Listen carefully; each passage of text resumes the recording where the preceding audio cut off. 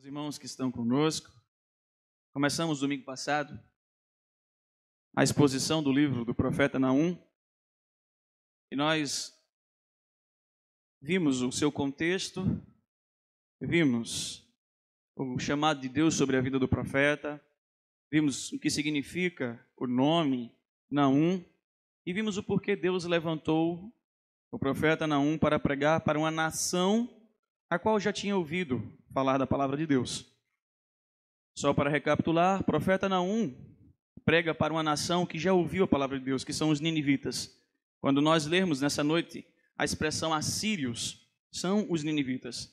Os mesmos ninivitas como nação a qual Jonas pregou há cerca de 100 ou 150 anos antes de Naum. O que aconteceu? O povo lá em Nínive abandonou a palavra do Senhor. O povo em Nínive se rebelou contra Deus, voltou às suas idolatrias, voltou à sua rebeldia contra Deus, voltou a ser um povo violento, um povo ruim. E Deus então levanta agora Naum e traz uma sentença sobre a vida deles. Em Jonas, por vocês ouvirem a minha voz e se arrependerem, eu entrei com graça, entrei com salvação. Em Naum, por vocês se afastarem e por vocês não mais viverem uma vida de arrependimento, eu estou entrando com destruição. E nós vimos semana passada justamente isso, domingo passado, que esse Deus, na temática a qual nós estamos trabalhando no livro do profeta Naum, esse Deus, ele é amor, mas ele também é justiça. Hoje nós iremos compreender um pouco sobre a justiça de Deus. E eu queria que você pudesse, mesmo assentado, versículo 2 ao versículo 15, acompanhar a leitura. Diz assim a palavra do Senhor. O Senhor é Deus zeloso e vingador. O Senhor é vingador e cheio de ira. O Senhor toma vingança contra os seus adversários e reserva indignação para os seus inimigos. O Senhor é tardio em irar-se, mas grande em poder, e jamais inocenta o culpado. O Senhor tem seu caminho nas tormentas e na tempestade, e as nuvens são o pó dos seus pés. Ele repreende o mar e o faz secar, e mingua todos os rios. Desfalecem Bazã e o Carmelo, e a flor do Líbano se murcha. Os montes tremem perante ele, e os outeiros se derretem, e a terra se levanta diante dele. Sim, o mundo e todos os que neles habitam. Quem pode suportar a sua indignação? E quem subsistirá diante do furor da sua ira? A sua cólera se derrama como fogo, e as rochas são por ele demolidas. O Senhor é bom, é fortaleza no dia da angústia, e conhece os que nele se refugiam. Mas com inundação transbordante acabará de uma vez com o lugar desta cidade. Com trevas perseguirá o Senhor os seus inimigos. Que pensais vós contra o Senhor? Ele mesmo vos consumirá de todo. Não se levantará por duas vezes a angústia, porque, ainda que eles se entrelaçam como os espinhos e se saturam de vinho como bêbados, serão inteiramente consumidos como palha seca. De ti, Nínive, saiu um que maquina o mal contra o Senhor, um conselheiro vil. Assim diz o Senhor: por mais seguros que estejam e por mais numerosos que sejam, ainda assim serão exterminados e passarão. Eu te afligi, mas não te afligirei mais. Mas de sobre ti, Judá, quebrarei o jugo deles e romperei os teus laços. Porém, contra ti, Assíria, o Senhor deu a ordem que não haja posteridade que leve o teu nome. Da casa dos teus deuses exterminarei as imagens de escultura, e de fundição farei o teu sepulcro, porque és vil. Eis sobre os montes os pés dos que anunciam boas novas, do que anuncia a paz. Celebra as tuas festas, ó Judá, cumpre os teus votos, porque o homem vil já não passará por ti. Ele é inteiramente exterminado. Feche os seus olhos mais uma vez e vamos orar ao nosso Deus. Senhor, nós nos calamos diante de Ti para ouvir a Tua voz e pedir que o Senhor venha ao nosso encontro mais uma vez. Tu és incomparável, nós não somos merecedores da Tua presença, nem da Tua graça, nem do Teu favor, mas humildemente nos achegamos a Ti, pedindo, Senhor, fala aos nossos corações. Queremos Te ouvir, queremos Te servir e queremos fazer a Tua vontade, que é boa, agradável e perfeita, em nome de Jesus. Amém. Queridos irmãos, pregar a justiça sem apresentar a graça do Senhor é pecado. Assim como pregar a graça sem apresentar a justiça também é pecado. Nós fomos chamados, assim como servos do Senhor, a anunciar um Deus de justiça, a anunciar um Deus gracioso, a anunciar que Deus é ira, mas a anunciar também que Deus é bondade, que Deus é amor, que Deus é misericórdia. Da mesma proporção que Ele é amor, Ele é justiça. Da mesma proporção que Ele salva, Ele também condena o seu povo. Por que eu estou iniciando e tratando sobre isso? Porque este, posso assim dizer, evangelho de Naum para o seu povo por meio de Deus, ele chama o povo a uma compreensão de que Deus está exercendo a justiça, mas ao mesmo tempo ele chama o povo à compreensão de que Deus está exercendo o seu amor. Para os ímpios, a justiça vem sem demora, ela vem em passos largos. A justiça vem para trazer o juízo sobre a vida deles. Mas para os fiéis e para os sinceros, para os remanescentes, para aqueles que confiam no Senhor, a graça vem. A bondade do Senhor chega. Mas nós precisamos compreender sobre esse Deus que é amor e justiça. E nessa noite eu quero caminhar um pouco sobre a perspectiva da justiça de Deus. Porque a justiça de Deus, em primeiro lugar, ela vem à nossa vida. E ninguém pode resistir ao Deus Todo-Poderoso quando essa justiça vem. Queridos irmãos, o versículo 2 até o versículo 6, nós podemos compreender um pouco dessa justiça. Citarei algumas palavras desses versos ao qual nós acabamos de ler. Veja que o texto vai nos dizer: o Senhor é zeloso e vingador. O Senhor é tardio em irar-se, mas Ele é grande em poder. O Senhor repreende o mar e faz secar o mar também. O Senhor faz os montes tremerem perante Ele e os outeiros se derretem. Naum está mostrando que esse Deus é todo-poderoso a tal ponto que todo o universo se prostra diante da sua glória, que todo o universo se prostra diante da sua majestade e não há quem possa resistir o Deus todo-poderoso. Não há quem possa intervir contra a vontade dEle. Não há quem possa, por mais poderoso que seja, por mais força bélica que tenha de armas e tudo mais, se opor contra Deus.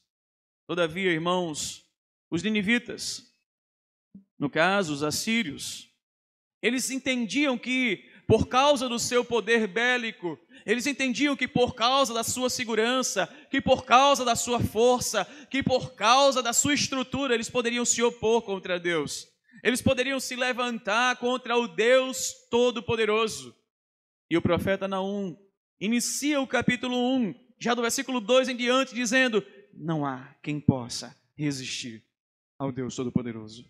Sabe por quê, queridos irmãos? Porque, como diz a palavra de Deus no Novo Testamento, ninguém pode zombar do Senhor. De Deus ninguém zomba, ninguém pode insultar o Deus Todo-Poderoso, ninguém pode afrontar o Deus Todo-Poderoso. E por que isso? Porque Ele é justo, porque Ele é santo, porque Ele não demora em julgar o seu povo, Ele é tardio em irar-se, mas Ele se ira. Isso não quer dizer que Ele é tardio em irar-se, Ele está abençoando o nosso pecado. Ele está abraçando as nossas falhas e as nossas faltas e dizendo, vai, continua na mesma vida. Não, Ele é tardio em irar-se e dar-nos a oportunidade de nos arrependermos, de reconhecermos e confessarmos a Ele o nosso pecado. Porque a sua ira vem, e a sua ira vem para vindicar, para chamar de volta o seu santo nome, a sua santidade, para não permitir que o seu nome seja escarnecido pelo povo, para não permitir que o culto a Deus, ele seja desmoralizado, ele seja prestado de qualquer forma ou de qualquer entendimento. E quando estou falando sobre culto, não estou falando literalmente só sobre hoje, porque a propósito, a nossa vida é um culto cotidiano ao Senhor. Ao sairmos daqui, nós estamos cultuando ao Senhor. Amanhã, quando caminharmos para o nosso trabalho, nós estamos cultuando ao Senhor. Às vezes a gente cultua de forma mecânica sem perceber. Por exemplo, a liturgia, como é de praxe, nós temos um momento de adoração, contrição e ouvir a mensagem. E parece que é tão mecânico isso que a gente já não presta mais atenção, mas isso é a nossa vida, a liturgia. Como assim? Nós somos chamados para adorar, confessar os nossos pecados, ouvir a voz de Deus e levar a voz de Deus. Por isso a liturgia representa a nossa vida, no sentido de colocá-la em prática. E Deus não permite que ninguém zombe do seu nome, que ninguém venha escarnecer do seu nome. Por isso que Ele vem vindicar a sua glória, Ele vem vindicar a sua santidade, Ele vem vindicar que o seu povo o cultue e o adore de forma correta. Por isso, Naum está dizendo que ele não tem o inocente, irmãos, por culpado e o culpado por inocente. Ele não vai pegar o injusto e porque ele teve boa vontade vai dizer, ele é justo. Pelo contrário. Os nossos pecados nos levam a colher as nossas consequências diante de Deus. Ainda que os nossos pecados tenham ocorrido por causa de boa vontade para querer ajudar ou fazer algo para Deus. Deus não quer a nossa boa vontade. O que Ele nos chama é para servir e adorá-lo como Ele deseja. Por isso, Naum está dizendo, ninguém pode resistir a Deus. Hernando Dias Lopes, irmãos, falando sobre esse texto, esse capítulo específico, e falando sobre um Deus santo, ele disse assim, olha, ninguém pode ser livre daquele que transforma as nuvens como o pó dos seus pés. Esse Deus, Ele é um guerreiro irresistível, mais poderoso do que todos os exércitos da terra, do que o maior e mais forte e mais armado exército. Ele é soberano sobre as nações, Ele tem o controle da história na palma de suas mãos. Por isso Naum está dizendo, olha, todo ser reconhece que Ele é todo-poderoso. Toda a natureza, os montes estremecem, o Líbano com toda a sua glória e seu poder reconhece que existe alguém mais poderoso e maravilhoso do que Ele. Por isso o profeta Naum está chamando o povo por meio da mensagem, revelando para eles a natureza de Deus. No Novo Testamento, nós podemos encontrar um contexto semelhante ao que o profeta Naum está falando. Apóstolo Paulo, se você quiser abrir comigo, capítulo 2, do versículo 3 ao versículo 5, apóstolo Paulo traz a mesma estrutura que o profeta Naum. E ele diz assim, e tu, homem, ó homem, que julga os que fazem tais coisas, cuida que, fazendo-as tu, escaparás do juízo de Deus? Olha a pergunta dele. Ou desprezas tu as riquezas da sua benignidade e paciência e longanimidade, ignorando que a benignidade de Deus te leva ao arrependimento? Mas, segundo a dureza do teu coração, impenitente, entesouras ira para ti no dia da ira e da manifestação do juízo de Deus. Profeta Naum, apóstolo Paulo está dizendo, não adianta você ter um coração duro diante do Senhor. Não adianta você resistir à vontade de Deus. Não adianta você se opor ao Senhor. Não adianta você ir de encontro contra Deus. A sua oração não vai mudar a vontade de Deus. A sua oração não vai pleitear diante de Deus que a vontade e os decretos dele sejam transformados. A sua oração não é como um advogado diante de um tribunal para com o Senhor. Você não muda a vontade de Deus. E ninguém jamais pode resistir ao Todo-Poderoso. Tanto Naum está falando isso, como o apóstolo Paulo também está falando. Por isso, o profeta Naum conclui esse ponto, revelando que o poder de Deus, ele é soberano sobre tudo e sobre todos. E ele chega no versículo 6 e faz duas perguntas interessantes, que traz ao nosso contexto também pensamento. Olha comigo, versículo 6. Quem suportará a sua indignação? E quem subsistirá diante da fúria ou do furor da sua ira? Em outras palavras, quem pode suportar a indignação do Senhor? Quem? Quem aqui pode suportar um Deus indignado, um Deus irado? Quem pode se levantar perante o furor da ira de Deus e contestar o motivo da sua ira e do seu furor, da sua raiva no sentido santo? Quem pode se opor aos decretos de Deus? Quem?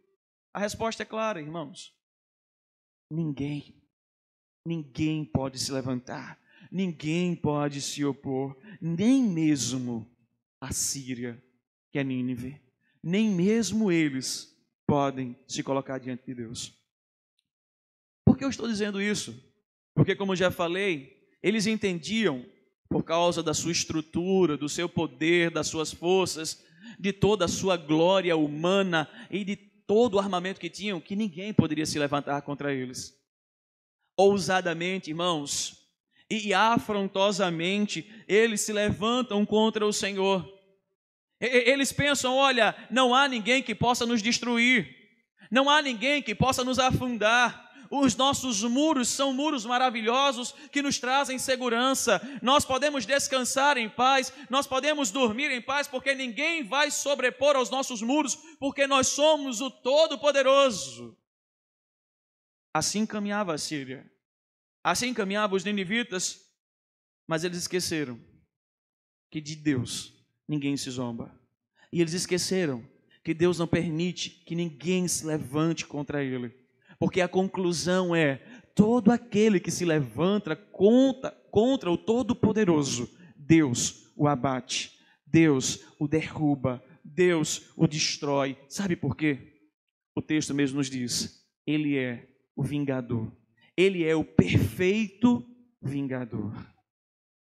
Se, irmãos, nós precisamos compreender o Deus Todo-Poderoso, assim como ele chamou, por meio de Naum, o povo ao arrependimento, e o povo não quis, o Senhor, por meio de Naum, também está levando a justiça a esse povo. E da mesma forma o Senhor trata conosco. O Senhor nos chama para o arrependimento, para não confiar na nossa força, no nosso entendimento, na nossa glória, quem sabe nos nossos QIs, ou quem sabe no nosso poder de argumentação, para não confiar em nós, mas sim confiar no Todo-Poderoso, porque ninguém, jamais ninguém pode resistir a Ele, mesmo com todo argumento e mesmo com toda retórica ou qualquer outra coisa. Ninguém jamais pode ou subsistirá o Senhor Todo-Poderoso. Em segundo lugar, nós vamos perceber que essa justiça nos diz, em primeiro, que ninguém pode resistir ao Deus Todo-Poderoso. Em segundo lugar, sabe por que ninguém resiste? Porque o Senhor é ira para os seus inimigos, mas o Senhor também é bondade para o seu povo. A justiça, ela vem com dois sentidos: ira para os inimigos e bondade para o seu povo. E do versículo 7 ao versículo 11 nós podemos perceber isso. Nós vamos compreender que o Senhor é proteção. Proteção para o seu povo. Olhe comigo o início do versículo 7. O Senhor é bom, é fortaleza no dia da angústia e conhece os que nele o quê? se refugiam. Irmãos, essa proteção, ela se sobrepõe sobre as fortalezas de Nínive, ou do povo assírio. Lembremos, irmãos, de um contexto geográfico. Os ninivitas, o povo assírio, eles tinham muros que pareciam intransponíveis, que parecia que ninguém iria sobrepor sobre eles. Isso é tão sério que os ninivitas, eles não temiam nenhum inimigo, porque eles diziam: ninguém tem força para passar pelos nossos muros. Ninguém tem arma suficiente para destruir os nossos muros. Ninguém vai conseguir derrubar aquilo que nós fizemos. Em outras palavras, no entendimento deles os nossos muros são intransponíveis e podem dormir em paz porque nós estamos seguros. Só que eles esqueceram que existe um Deus no céu. E um Deus que não muda os seus decretos. E um Deus que não permite ser zombado e muito menos sairá derrotado em toda e qualquer batalha. A sua palavra nos diz que ele é invencível na batalha. E então, o que acontece?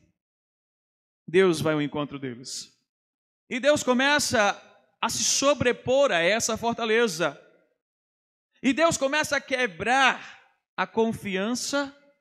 Deus começa a destruir toda a estrutura que para eles eram glória. Veja comigo, irmãos.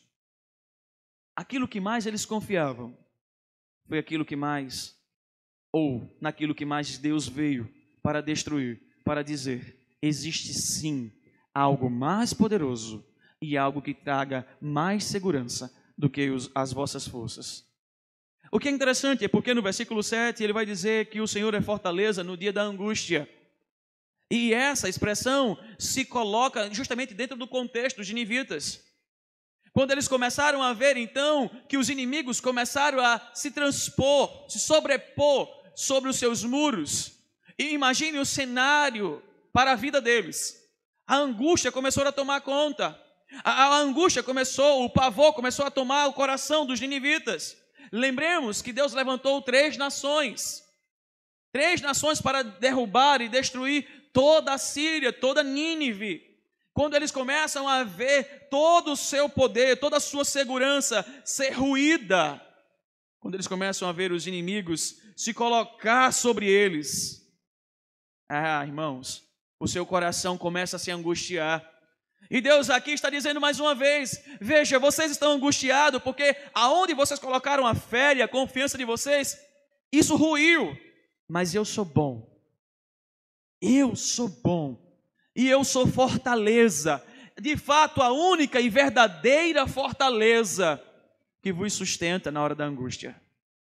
Em outras palavras, de forma prática, se eu ou você nós temos colocado a nossa fortaleza, a nossa confiança nas coisas humanas, nas coisas terrenas, no dia que isso ruir, no dia que isso for destruído, no dia que isso acabar, imagina o que aconteceu com a nossa fé, com a nossa força e com a nossa esperança.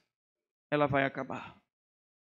E Deus está dizendo: olha, não coloque sua fé e sua confiança, a sua esperança em outra coisa a não ser eu.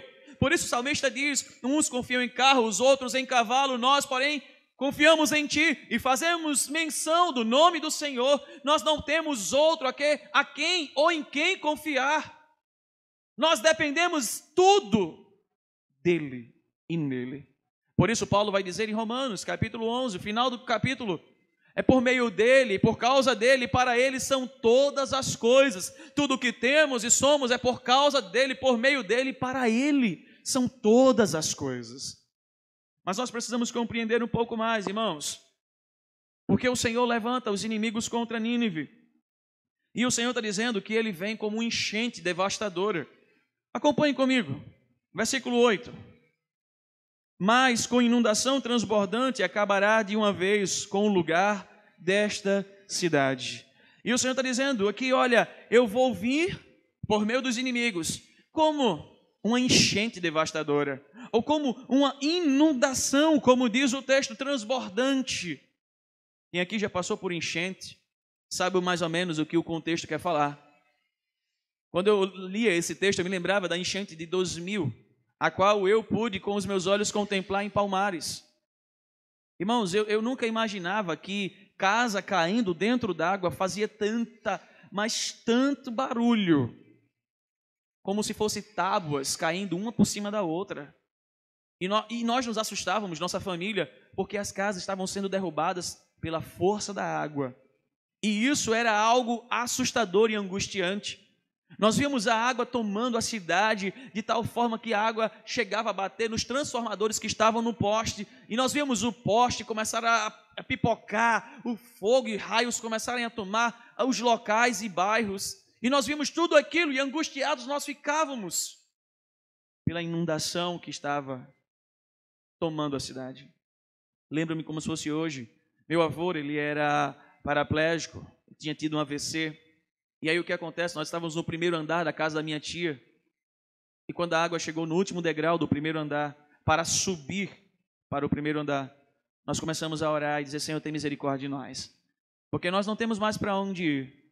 No máximo, o que nós vamos fazer é ir para o telhado. Mas e meu avô? Como é que nós vamos lidar com a vida dele? Ele não sobe. Não temos o que fazer. E lembram que nós nos ajoelhamos, temos as mãos, oramos. E, irmãos, eu nunca esqueço. Quando nós paramos de orar, ficamos ali quietos, lembramos depois do degrau, quando fomos olhar, a enchente parou, faltando 2 dedos no último degrau para chegar no primeiro andar. Deus colocou a sua mão e fez as águas pararem. Mas nesse contexto aqui, Deus está dizendo: eu venho contra os inimigos como uma inundação, como uma enchente, levando tudo. Nós vimos o que aconteceu em Recife esse ano. E nós vimos que é difícil parar uma enchente. Quem pode conter as águas? Quem pode fazê-las parar ou desviar o seu curso ou fazê-la mudar toda a sua estrutura para não causar nenhum dano? Ninguém. E Deus está dizendo: eu venho como uma enchente devastadora, expulsando assim todos os meus oponentes. Interessante que do versículo 9 ao versículo 11, nós podemos ver como o Senhor veio. Nós podemos ver a ação do Senhor vindo sobre os assírios, sobre os ninivitas. Volte comigo ao texto, porque eu vou citar algumas partes do versículo 9, versículo 10 e versículo 11. Nós vamos ver o Senhor desafiando eles, o Senhor vindo como uma enchente, como uma inundação, desafiando os assírios. Olhe comigo, versículo 9. Há uma pergunta aqui: que pensais vós contra o Senhor? O profeta Naum se levanta e diz: vocês acham que são poderosos? Vocês estão achando que, no nosso bem popular, vocês são o tampa de crush? O último biscoito lá do pacote, ou a bala que todo mundo fala, né? A bala que matou John Kennedy. Vocês se acham um bambambam? Vocês estão pensando o que é de Deus? O que é que vocês acham que Deus é? Em outras palavras, o que o profeta Naum estava dizendo é: quem vocês pensam que Deus é, para estarem assim zombando, desafiando e afrontando a Deus? Versículo 10, venha comigo. Olha o que ele vai dizer lá: vocês serão inteiramente consumidos, ainda que se entrelaçam como espinhos e se saturam de vinho como bêbados, serão inteiramente consumidos como a palha seca. Mas eu queria aqui gastar um pouquinho de tempo para explicar o contexto disso. Olha, irmãos, o contexto aqui, voltando na história, é que os rabinos, eles entendiam que os ninivitas se sentiam tão seguros, estavam tão tranquilos por causa das suas defesas, seus muros, seu armamento, que o que é que eles faziam? Eles bebiam, eles farravam, eles viviam uma vida maluca. E outra, eles não estavam nem aí, porque os muros os protegiam. Vamos beber, vamos farrar, vamos aproveitar. Mas e se alguém nos invadir? Alguém? Quem? Os nossos muros são intransponíveis. Parece que vocês não confiam no nosso trabalho. Parece que vocês não estão vendo todo esse esforço que foi construído e que ninguém pode passar. Então, aproveitemos a vida, vivamos de forma dissoluta, vivamos de forma louca, ou vivamos os nossos desejos nos nossos dias. Viva o carpe diem. Viva o hoje como se o amanhã não fosse existir. Então bebam muito, farrem muito, não se preocupem com a morte, porque ela não vai passar pela nossa segurança.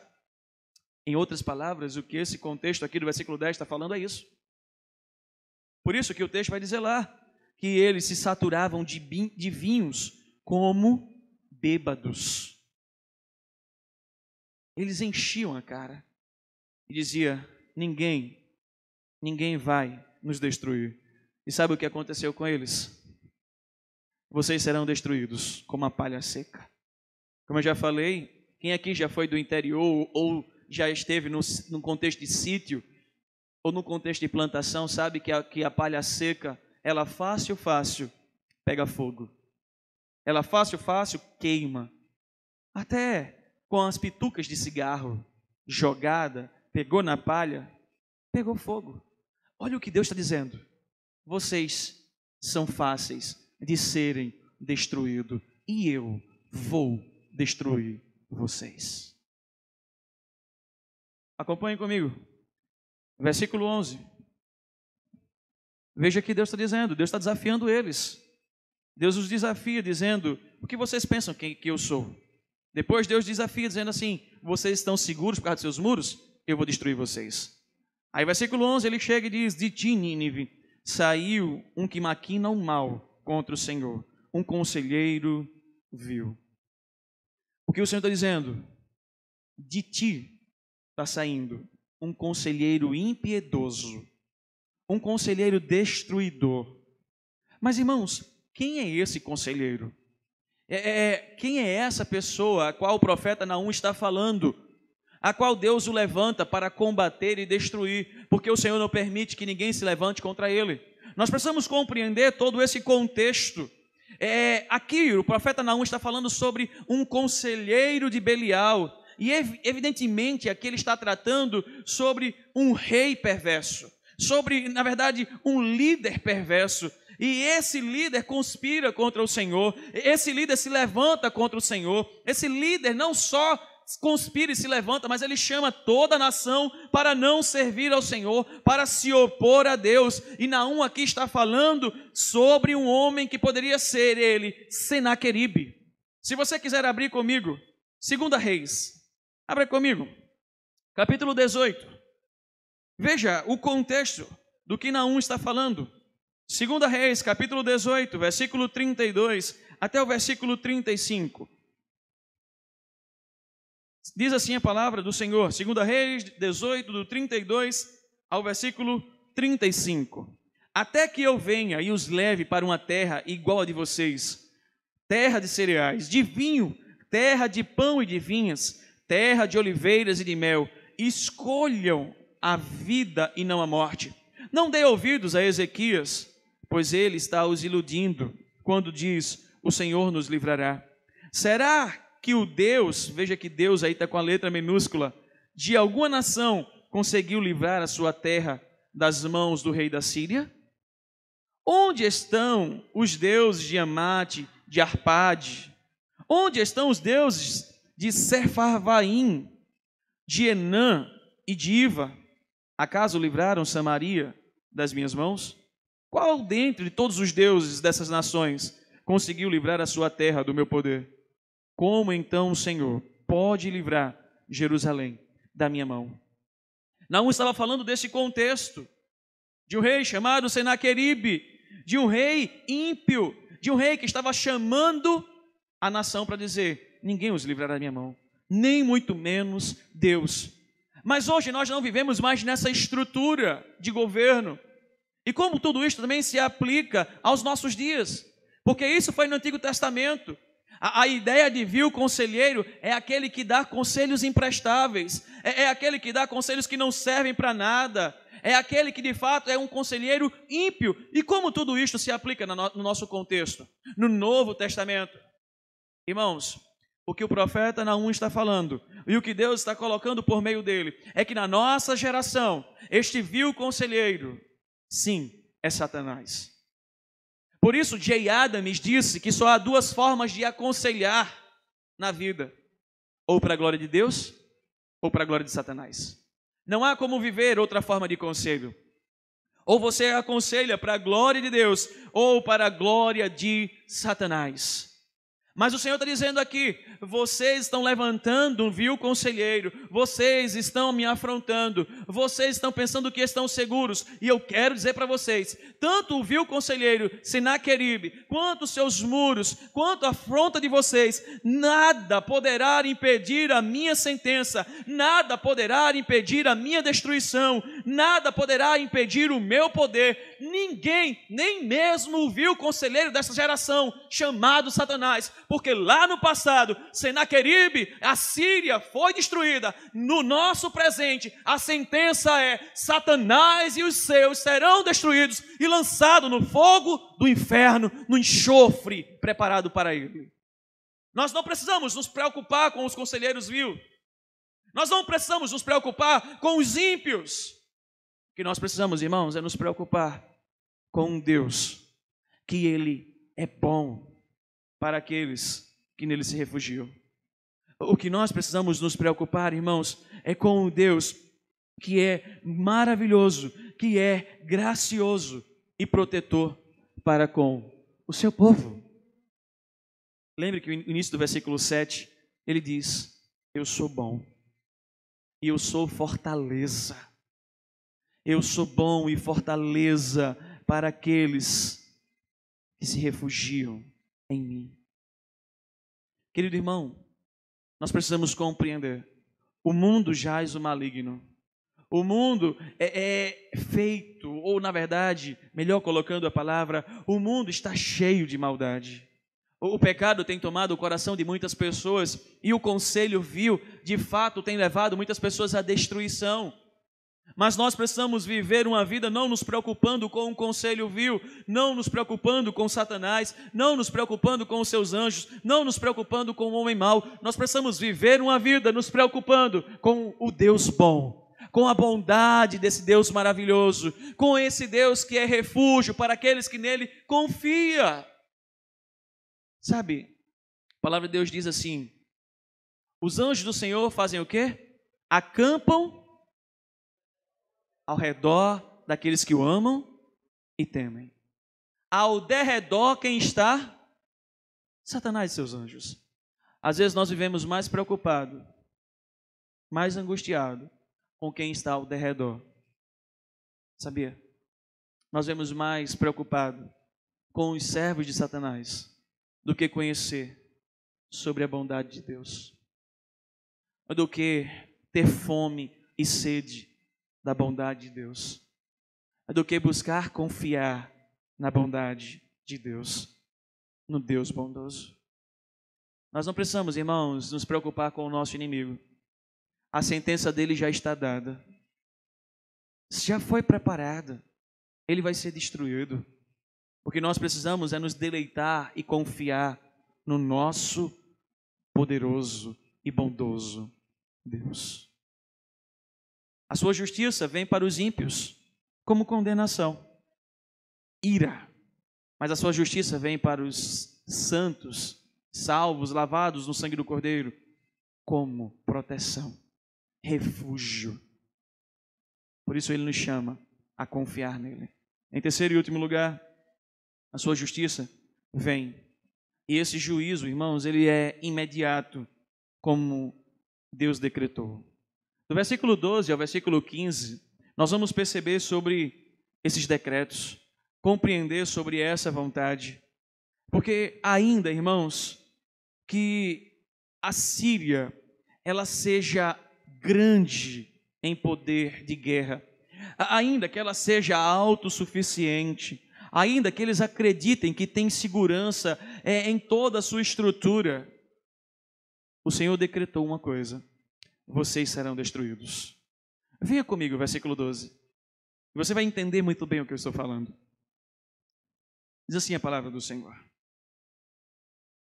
assim diz o Senhor, por mais seguros, veja, por mais seguros que estejam, e por mais numerosos que sejam, o Senhor está falando com uma nação que tem estrutura. Talvez, entre todas as nações, ou melhor dizendo, entre todas as nações, ela era uma nação mais temida. Era uma nação que, quando se sobrepusesse à outra, conquistava fácil. Eram numerosos e, além disso, eles tinham grande poder de segurança. E veja o que o Senhor está dizendo. Assim diz o Senhor. Por mais que seguros estejam e por mais numerosos que sejam, ainda assim serão o quê? Exterminados. Irmãos, o Senhor decretou. Uma vez que Deus decreta, não há quem possa interceder. Não há quem possa mudar o decreto. Não há quem possa intervir a ação do decreto. Não há quem possa mudar a vontade de quem decretou. Os decretos de Deus, deixa eu dizer uma coisa, eles não mudam. Eles não são transformados. A vontade de Deus não é modificada, ainda que como uma criança eu chore, ainda que como uma criança eu esperneie. Deus não vai mudar a sua vontade. Porque o profeta Naum usa uma expressão que é uma expressão usada para dizer que Deus está falando. Assim diz o Senhor. Isso vai acontecer não é porque eu estou dizendo. Isso não vai acontecer porque eu quero ou porque as circunstâncias estão pedindo, mas é porque Deus está falando. Agora, eu queria que nós pudéssemos voltar um pouco ao contexto. Veja, o Senhor está dizendo, eu vou libertar o meu povo e eu vou destruir os ímpios.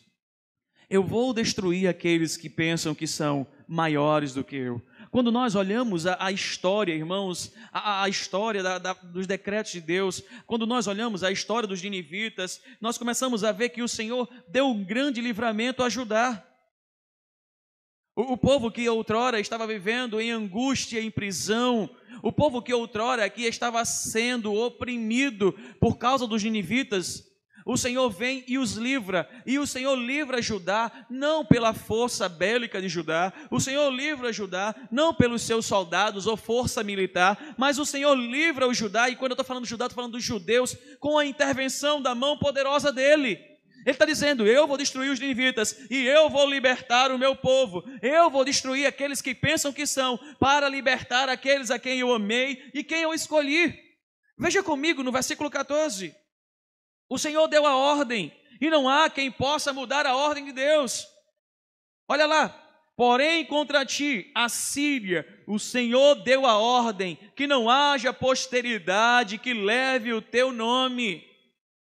Olha o que Deus está falando, eu vou acabar com todas as tuas gerações, eu vou destruir você, não vai ter mais ninguém com o teu nome, não vai ter mais ninguém com tua linhagem, acabou, para você a Síria não há mais nenhuma oportunidade, há uma sentença, você será destruída. Olha o versículo 14, por que eles serão destruídos? Ele vai destruir a casa dos teus deuses, eu vou exterminar as imagens de esculturas de fundição, farei o teu sepulcro. Sabe por quê? Porque és vil. Interessante, irmãos, porque quando nós olhamos aqui, o Senhor está falando que vai destruí-los porque eles voltaram a toda a prática errada, inclusive é uma prática de idolatria. E Deus está dizendo, eu vou destruir vocês e vou destruir toda a idolatria que existe no meio de vocês. A perspectiva aqui é como o Senhor destruiu Dagon, o ídolo Dagon. Talvez você fique dizendo assim, pastor, o que é isso? Abra comigo, 1 Samuel, para a gente compreender esse contexto. 1 Samuel, fica depois de Ruth, capítulo 5. Já estou caminhando para o fim. Versículo 2. E colocaram dentro do templo de Dagon, ao lado de sua estátua. Quando o povo de Asdod se levantou na madrugada, no dia seguinte, lá estava Dagon caído, com o rosto em terra, diante da arca do Senhor. Eles levantaram Dagon e o colocaram de volta em seu lugar. Mas, na manhã seguinte, quando se levantaram de madrugada, lá estava Dagon caído com o rosto em terra diante da arca do Senhor. Sua cabeça e mãos tinham sido quebradas e estavam sobre a soleira, só o seu corpo ficou no lugar. Por isso, até hoje, os sacerdotes Dagom e todos que entram em seu templo, em Asdod, não pisam na soleira. Veja a idolatria ao lado da arca do Senhor, e o Senhor destruindo, e o povo insistindo, e o Senhor destruindo, e o povo insistindo. E assim como aconteceu lá, Deus está dizendo aos ninivitas: eu farei assim com vocês. A minha ordem é: eu vou destruir vocês por causa da rebeldia, por causa da idolatria, porque vocês são vil, vocês são imprestáveis. Eu vou abrir o sepulcro de vocês, eu vou abrir o túmulo de vocês. Uau! Mensagem forte. Sabe, irmãos, é muito sério isso. Deus está dizendo, por meio do profeta Naum, eu estou falando tudo isso para que vocês possam entender. Ninguém se opõe contra Deus. Ninguém se levanta contra Deus pensando que vai derrotá-lo. Ele é o Deus Todo-Poderoso e ninguém pode resisti-lo. Ele é o Deus soberano e ninguém pode ir de encontro à sua vontade. Por isso que todos aqueles que se opõem contra Deus, a grande verdade é, eles estão sendo voz de Satanás para o seu próximo. Por isso Deus os destruirá. Em outras palavras, irmãos, no versículo 14, Deus está dizendo: eu vou abrir a cova de vocês. E no versículo 15, veja que complemento. Deus está dizendo: eu vou fazer o sepultamento de vocês. No 14, eu vou abrir a cova. No 15, ele está dizendo: eu vou sepultar vocês. Eu vou pegar o caixão. Eu vou fechar o caixão. Eu vou lacrar a tampa. Eu vou colocar vocês na cova. Eu vou lançar terra sobre a cova de vocês e sobre a urna de vocês. E a certeza é: vocês nunca mais sairão de lá. E ninguém pode tirá-los de lá. Eu farei tudo isso, porque ninguém pode resistir à minha vontade. E ele conclui o versículo 15 dizendo, sabe o quê? Eu destruirei vocês inteiramente ou completamente. Irmãos, como tudo isso vem à nossa geração? Todo esse contexto explicado foi o que aconteceu com o profeta Naum, para com os ninivitas e para liberdade, no sentido para com o povo judeu. Mas como isso vem aos nossos dias? Antigo Testamento, Novo Testamento, século 21. Como eu posso aplicar essa justiça e a graça à minha vida e à minha história? Primeiro, irmãos, eu quero aplicar de forma prática aqueles que estão afastados do Evangelho. E aqueles que ainda não receberam Cristo como Senhor e Salvador da sua vida. E aí eu preciso voltar ao primeiro ponto. Ninguém pode resistir ao Deus Todo-Poderoso. Então o que eu quero dizer à sua vida, meu querido irmão e meu querido ouvinte, se você ainda não reconheceu Cristo como Senhor e Salvador da sua história, não adianta você passar a sua vida lutando contra Ele. Não adianta você passar a sua vida buscando vencer a vontade de Deus. Não adianta você passar a sua vida pleiteando, quem sabe, mudar o desejo ou a ordem ou o decreto de Deus. Você não vai conseguir, você não vai resistir ao Senhor, porque todos aqueles que se levantaram, eles estão caídos. Ninguém jamais resistiu ao Senhor. Ninguém jamais venceu a Deus e não será você que vai vencer o Senhor. A você que é crente, mas por outra hora, quem sabe, estar um pouco afastado, eu quero dizer uma coisa a você: o seu afastamento não levará a uma comunhão e a sua resistência para com Deus não levará a uma santidade e a provar de uma vida de alegria, de uma vida de intimidade com o teu Deus, com o teu Salvador. É possível que a tua tristeza e a tua angústia é porque você está em uma vida de desobediência. Você está se opondo, tentando resistir ou tentando justificar o que é injustificável. Não adianta. Ele te chamou para você obedecer. Ele te chamou para você se humilhar, para você se render aos pés dele, porque ele é bom. Ele te chamou para viver intimidade, seguindo os seus decretos, obedecendo. Não é por causa do pastor Arthur, no conselho, a Igreja Presbiteriana de Peixinhos ou do Brasil, não é. É por causa da sua palavra. Eu e você, nós precisamos. A você que está em comunhão, continue debaixo do centro da vontade de Deus. E continue provando do quão poderoso e do quão maravilhoso é o nosso Deus. Por isso, a justiça vem chamando à santidade, chamando ao arrependimento, mas a graça vem e o amor vem chamando cada vez mais à comunhão e dizendo: não saia desse lugar, não se afaste desse lugar, não deixe de ouvir essa voz, viva com Ele. Em segundo lugar, irmãos, e aí nós precisamos ir para o segundo ponto, que o Senhor, Ele é ira para todos os seus inimigos. O Senhor, Ele vem com condenação para os seus inimigos. E aqui eu preciso aplicar novamente para os 3 aspectos. Para você que ainda não reconheceu Cristo como Salvador, deixa eu lhe dizer algo. Deus é amor, mas Ele é justiça. E a ira dele vem sobre a sua vida. O grande e terrível dia chegará. Nós não sabemos o dia nem a hora. E não vai adiantar você continuar,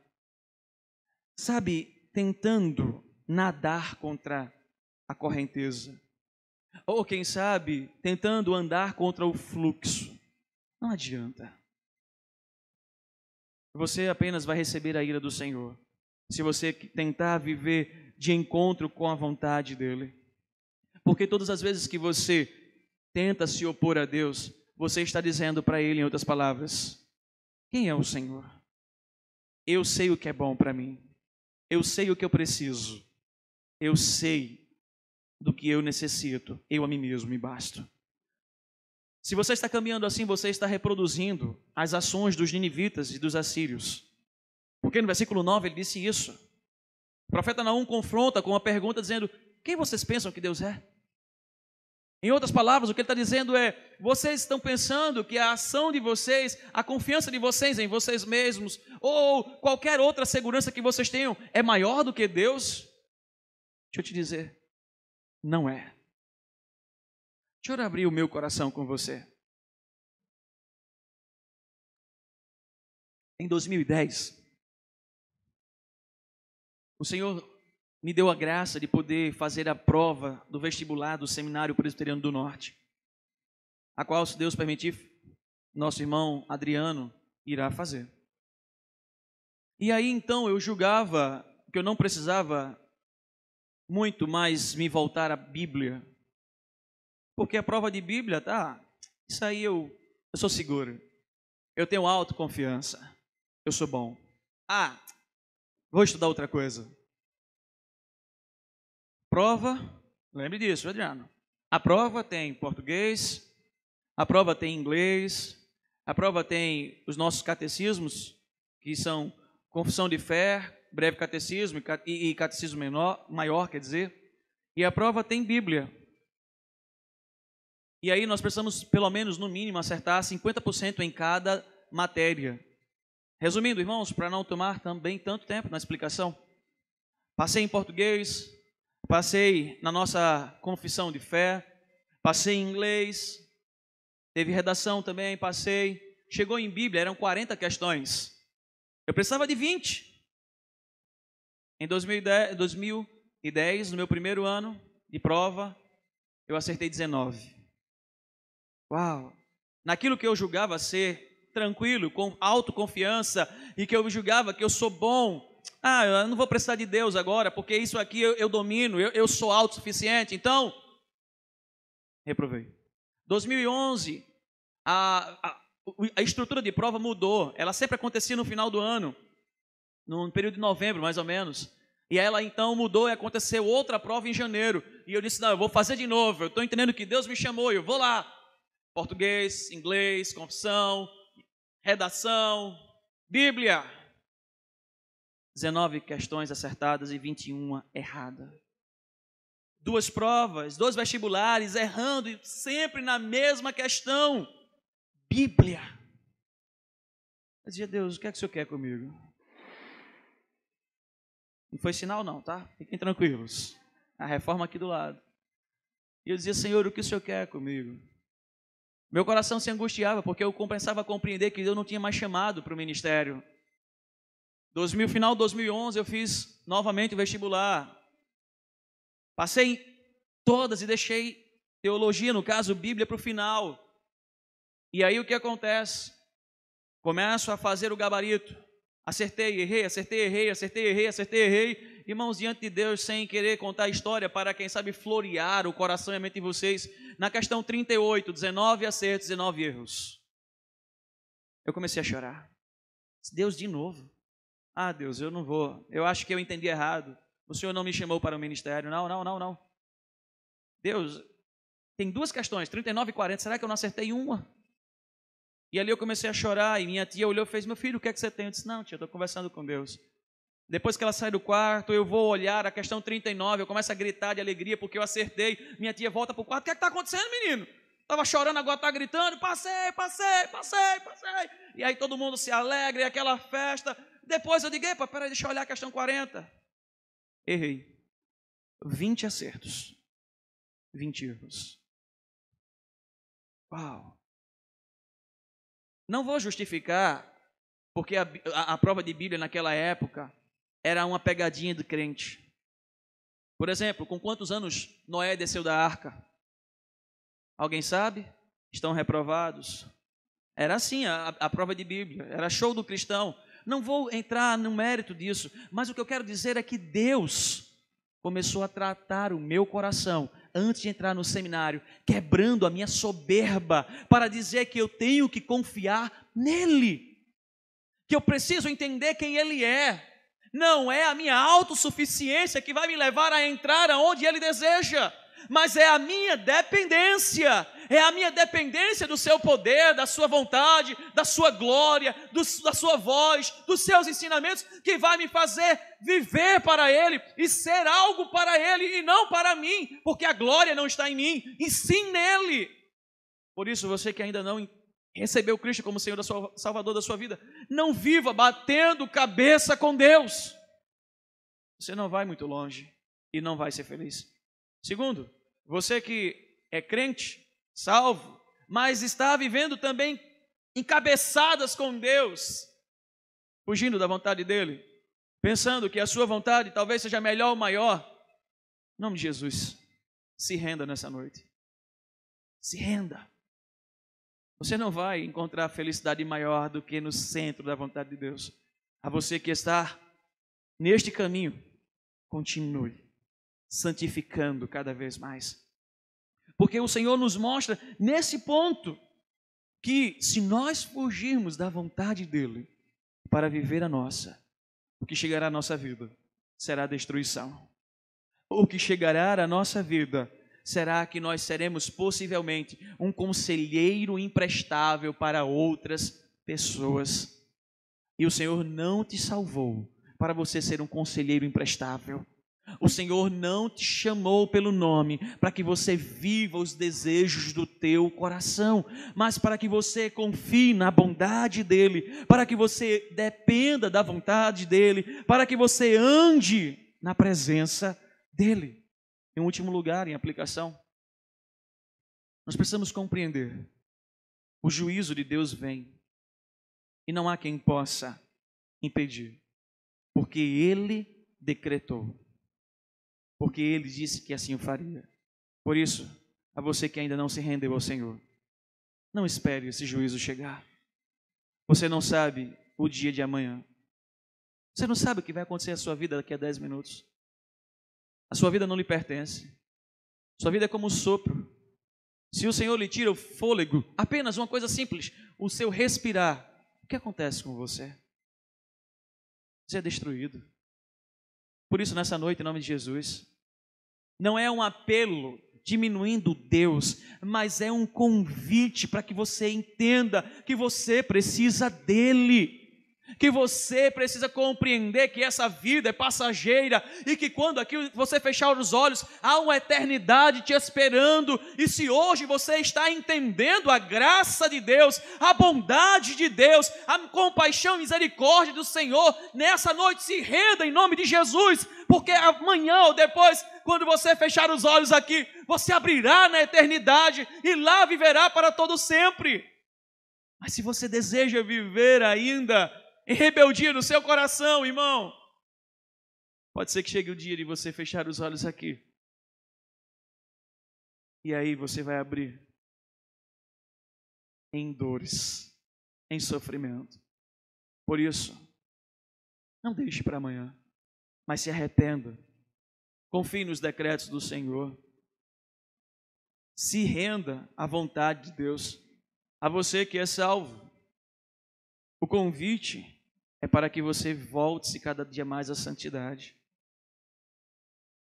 É que você volte cada dia mais a amar o Senhor do juízo, a amar o Senhor que te amou e se entregou no teu lugar, em teu favor. Sabe por quê? Porque o juízo dele vem. Mas o versículo 7, olhe comigo, nós vamos caminhar à conclusão com este versículo. Eu queria que todos nós pudéssemos ler em uma só voz. Versículo 7. O Senhor é bom, é fortaleza no dia da angústia e conhece os que confiam nele. Por isso eu convido você a confiar.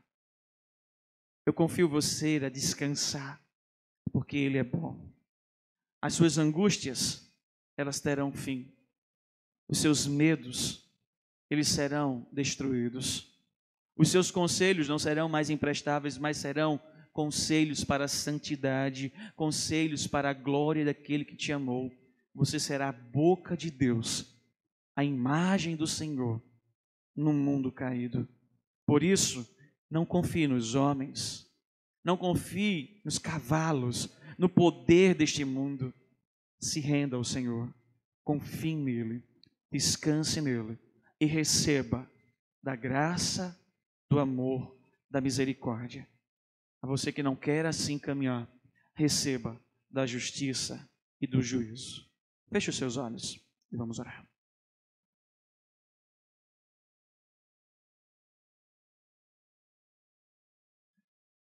Senhor, ecoa em nossa mente e em nosso coração essa mensagem. Não permita, Pai, que ao sair por aquela porta, nós viemos a esquecer de tudo. Mas pelo contrário, como o Senhor disse lá no versículo 15, numa estrutura messiânica, que o Senhor Jesus virá e Ele exterminará todas as coisas. Ele porá fim ao ímpio. Ele destruirá Satanás e todo o seu reino. E não permite, Deus, que aqui, se há alguém que ainda não te reconheceu, possa voltar à sua casa, ainda debaixo desses conselhos vios. Mas que nessa noite a tua palavra, por meio do teu Santo Espírito, atraia os pecadores ao arrependimento. Que nessa noite a tua palavra, por meio do teu Santo Espírito, atraia o teu povo à santidade, a se render aos teus pés. Quebre, Senhor, todo e qualquer orgulho, vaidade, pecado, mas nos faça viver, Deus, segundo os teus propósitos.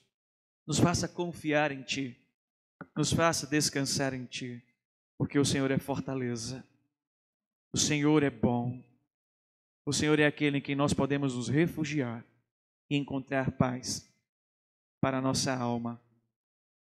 Por isso, Deus, a Tua lei é perfeita e restaura a alma.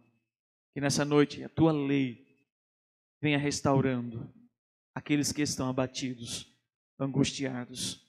Renova, Senhor, dá-lhes ânimo, em nome do Senhor Jesus. Amém.